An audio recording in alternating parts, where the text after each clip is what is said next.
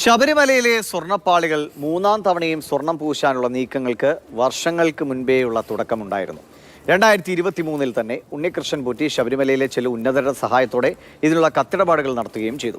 ഇത്തവണ അഴിച്ചെടുത്ത 12 പീസുകളിൽ 4 എണ്ണത്തിൽ മാത്രമാണ് ചെറിയ അറ്റകുറ്റപ്പണികൾ വേണ്ടി വന്നത്. ബാക്കിയുള്ളവ പോളിഷ് ചെയ്താണ് തിരികെ കൊണ്ടുവന്നത്. ശബരിമലയിലെ സ്വർണ്ണപ്പാളി വിവാദം അത് കഴിഞ്ഞ മാസമാണ് പുറത്തേക്ക് വരുന്നതെങ്കിലും ഈ സ്വർണ്ണപ്പാളികൾ വീണ്ടും പൂശാനുള്ള ശ്രമങ്ങൾ തുടങ്ങുന്നത് വർഷങ്ങൾക്ക് മുൻപാണ്. 2023 തന്നെ ഉണ്ണികൃഷ്ണൻ പോറ്റിയും തിരുവിതാംകൂർ ദേവസ്വം ബോർഡിലെ ചില ഉന്നതരും ചേർന്ന് ഈ സ്വർണ്ണപ്പാളികൾ വീണ്ടും അഴിച്ചെടുത്ത് ചെന്നൈയിലെത്തിച്ച് സ്വർണം പൂശാനുള്ള ശ്രമങ്ങൾ തുടങ്ങിയിരുന്നു. അതിനുള്ള കത്തിടപാടുകൾ മുൻകൂട്ടി തന്നെ ആരംഭിക്കുകയും ചെയ്തിരുന്നു.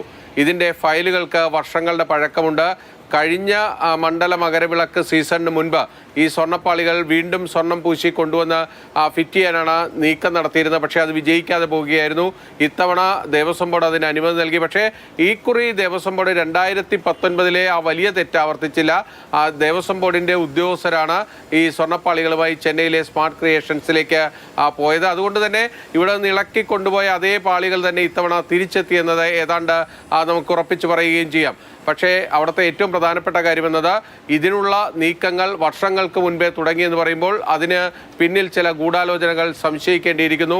ശബരിമലയിലെ ചില ഉന്നതർ ഉണ്ണികൃഷ്ണൻ പോറ്റിക്ക് ആവശ്യമായ എല്ലാ ഒത്താശകളും ഇതിനുവേണ്ടി ചെയ്തു കൊടുത്തിരുന്നു എന്നതാണ് മനസ്സിലാകുന്നത്.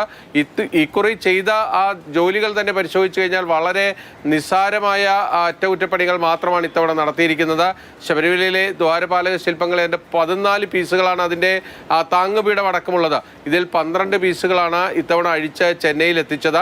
ആ 12 പീസുകളിൽ 4 പീസുകളിൽ മാത്രമാണ് അറ്റകുറ്റപ്പണി വേണ്ടി വന്നത്. അതിന് ഒരു നേരിയ സ്വർണം മാത്രമാണ് പുതുതായി ഉണ്ണികൃഷ്ണൻ പോറ്റിക്ക് നൽകേണ്ടി വന്നത് എന്നാണ് മനസ്സിലാകുന്നത്. ഏതാണ്ട് 2-3 പവൻ മാത്രമാണ് പുതുതായി കൂട്ടിച്ചേർക്കേണ്ടി വന്നത് എന്നതാണ് ഏറ്റവും ഒടുവിൽ ലഭ്യമാകുന്ന വിവരം. ഇതിൽ ഏറ്റവും നമ്മൾ ശ്രദ്ധിക്കേണ്ട കാര്യമെന്നത് മറ്റ് 8 പീസുകൾക്കും അതിന് അത് പോളിഷ് ചെയ്ത് തിരിച്ചു കൊണ്ടുവരികയാണ് ചെയ്തത്. ഹൈക്കോടതിയുടെ ശക്തമായ ഇടപെടൽ കൂടി വന്നതോടെ ഉദ്യോഗസ്ഥരെല്ലാം ജാഗ്രത പാലിച്ചു. ഉണ്ണികൃഷ്ണൻ പോറ്റി ഇത് കൂടുതൽ കൈകാര്യം ചെയ്യാതിരിക്കാൻ, അതായത് 2019 പോലെ ഉണ്ണികൃഷ്ണൻ പോറ്റിക്ക് സ്വന്തമായി ഇത് കൈകാര്യം ചെയ്യാനുള്ള അവസരം അവർ ഒരുക്കിയില്ല എന്നതാണ് ഏറ്റവും പ്രധാനപ്പെട്ട കാര്യം. എന്തായാലും ഇതിന് പിന്നിലെ പല കള്ളക്കളികളും ഇനി പുറത്തു വരാനിരിക്കുന്നതേ ഉള്ളൂ. കൊച്ചിയിൽ നിന്നും ബിനിൽ, മാതൃഭൂമി ന്യൂസ്.